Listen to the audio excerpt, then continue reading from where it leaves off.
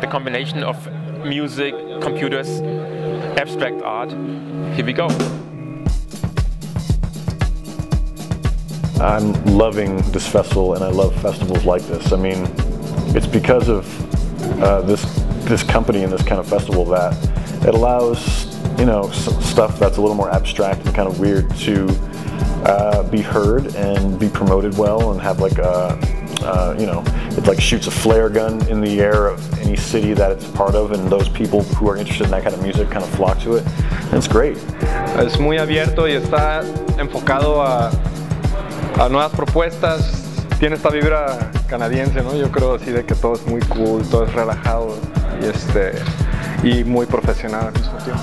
Now more than ever before is the opportunities there for bedroom producers and young producers and people to make a contribution on any level. So I think there's going to be some big changes happening in the next 10 years, and I think for not only for electronic music but for pop music, for like the whole festival scene, for the whole concert scene, you know, like people are really starting to reinvent the whole idea of the stage performance too, so yeah.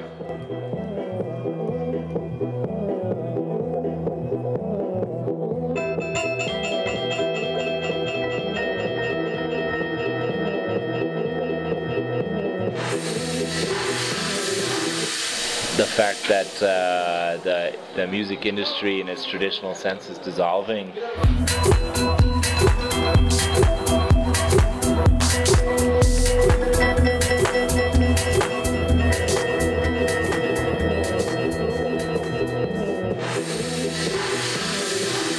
Ooh, that's hard.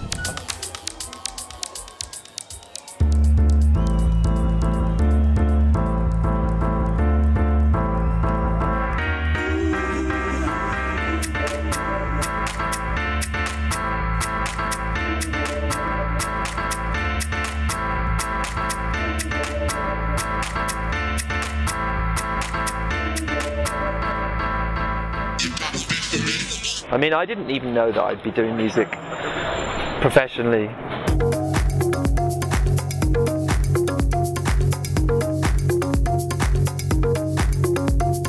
When I'm given really good stuff and I can select really good tracks, then quite often my approach is to sort of do it in a almost like a kind of disco style way. It's more of a kind of extended remix. You're not throwing away all the original parts.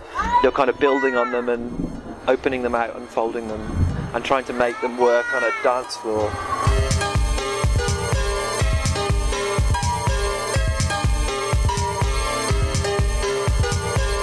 Yeah, you'd hear most of the parts from the original song. It wasn't like the kind of 1990s idea of the remix where maybe you've got like a tiny bit of the original and somebody's essentially built a new track using a tiny part of the original that you couldn't even tell they were the same. It really depends on the nature of the original track.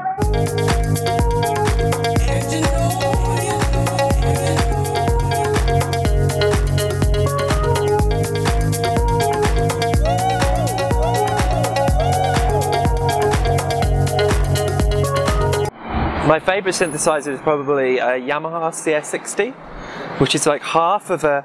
They made this amazing synthesizer called the CS80, which if you want to buy one second hand now, if you can find one that's in good condition, costs maybe £10,000 or £11,000. And it was used by Vangelis and kind of used on like the Blade Runner soundtrack. And I know a few people that have them. An amazing sounding machine. Every time you load up the software, the plugin will sound exactly the same as it did like 6 months ago, whatever.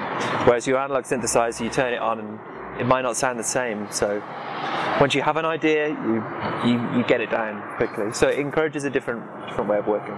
Synthesizers are like, they're like people, they have personalities. Analog synthesizers, you know. But it's true that when we started, we thought, okay, let's use a lot of just microphone and instruments and not so much synthesizers. Yeah, but then in the end we are not strict about it. Like we do whatever comes, and we also use synthesizers. First of all, we listen to a lot of music and we show each other music, and then when we are in the studio, we just jam.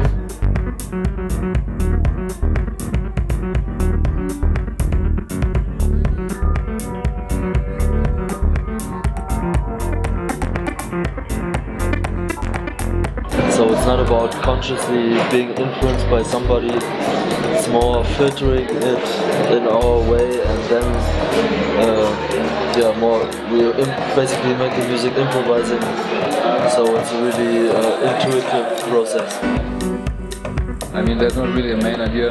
The starting point was, okay, we wanted to make music together, and we all made some music in this direction before, so we just fused it.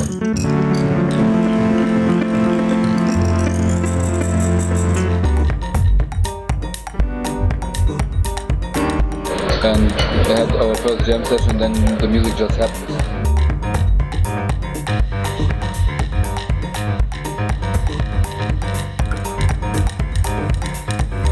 Actually, we've made all the music in Jan and Daniel's hometown in our first studio, and that was near Frankfurt, and it was more like a reclusional space. So it's not really so much about Berlin or a scene or so, it's more, I think our inspirations are much more, maybe even from, maybe more like Detroit or Chicago or or like Afro-American music, basically.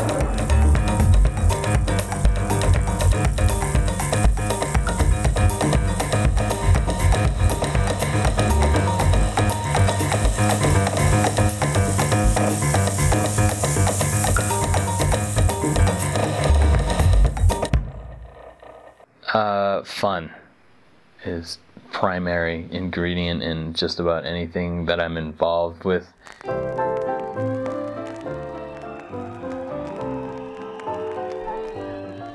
I'm a disc jockey, remarkably cocky, with every good reason to be. When we get big again, just like that now. When we get big again, just like that now. When we get big again, just like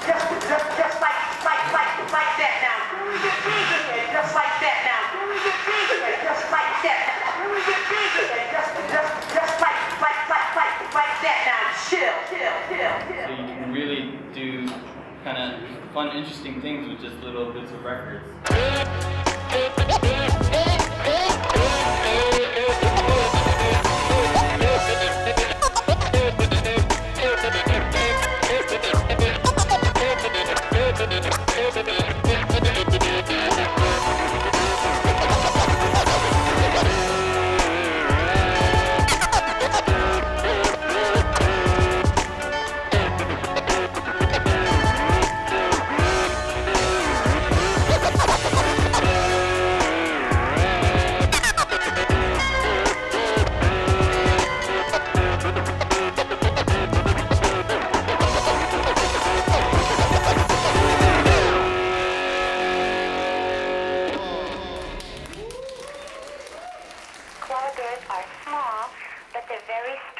Why koalas? Yeah. It's a nickname my friends gave me because of this drink in the 80s called Koala Springs, which I'm not endorsing, but it was like a sugary, you know.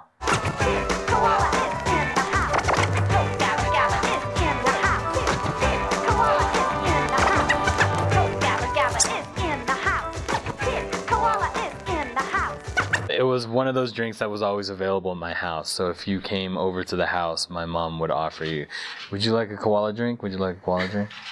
And so I got called Koala Kid for a long time. He holds his hands like a koala bear, sort of across his chest, right?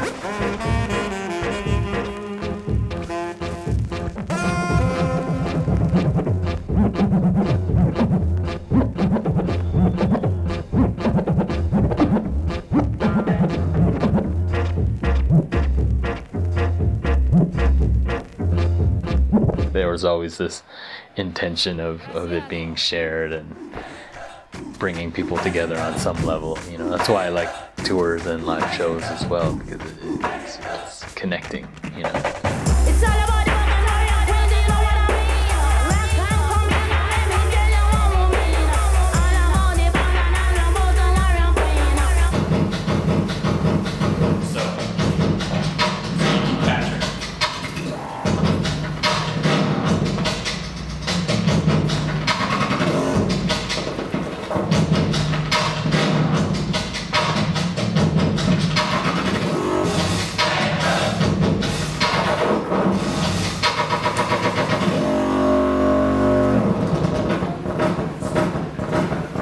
There's all kinds of stuff you can do with just simple delay pedal. Shatter, that's on me, that boy, the warrior queen of top shatter. Me no hit, me no miss, me no run fi press the trigger.